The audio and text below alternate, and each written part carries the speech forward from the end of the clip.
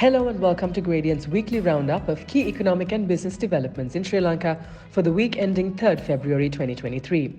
Here are this week's top stories. China's debt assistance to Sri Lanka not enough, says US envoy.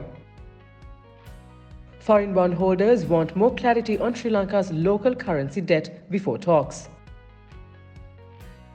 Local government elections set gazette for March 9th.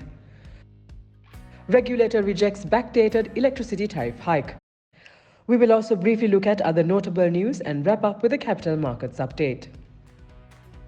In our main story this week, on Wednesday, Victoria Nuland, the visiting US Undersecretary for Political Affairs, stated that the United States wants to see credible and specific Chinese assurances to deal with Sri Lanka's debt crisis, which will meet the IMF standard of debt restructuring. She further commented that Sri Lanka's major creditors are working with the IMF and that now all eyes are on China to do the same, adding that what China has offered so far is not enough.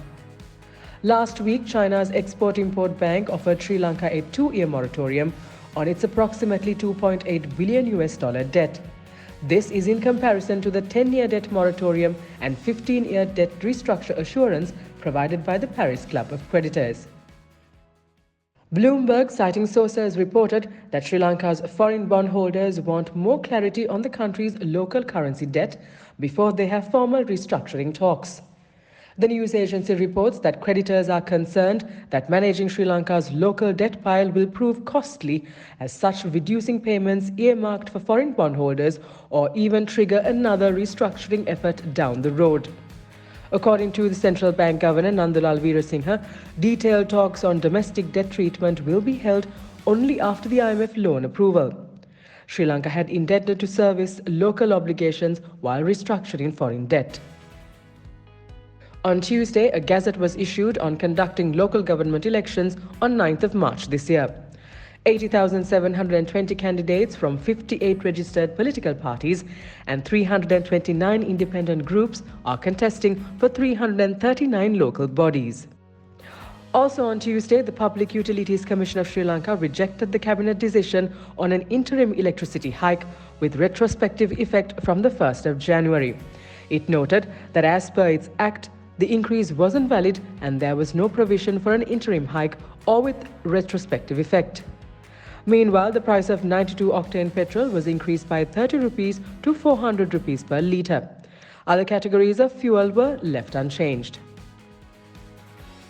In other news, the SLTDA reported that 102,545 tourists arrived during January, highest since March last year, and a significant 25% increase from a year earlier.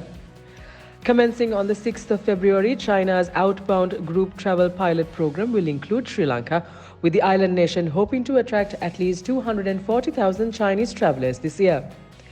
Meanwhile, Sri Lanka Tourism is to conduct a tourism investor forum to attract foreign direct investments into the industry. Harin Fernando, Minister of Tourism and Land Minister, speaking to Daily FT, said that the event will be likely held within the first half of this year. Inflation in January, as measured by the Colombo Consumer Price Index, continued to ease. The overall price index declined to 54.2% from 57.2% a month earlier.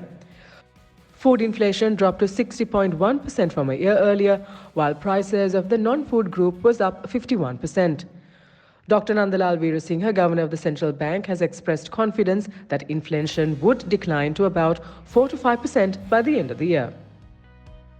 Now let's take a look at the weekly movement of the all-share price index and the S&P SL20 index at the Colombo Stock Exchange.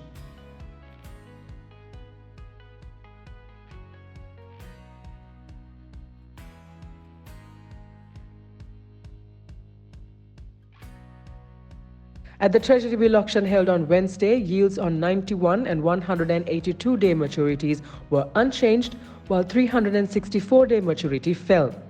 Of the 205 billion rupees worth of bids, about 46 billion rupees were accepted. Here's how the rupee performed against the dollar this week. And that's a wrap for this week. Do subscribe to our YouTube channel at the link below for more updates on economic and business developments in Sri Lanka. Until we see you again next week, thank you for joining. Stay safe.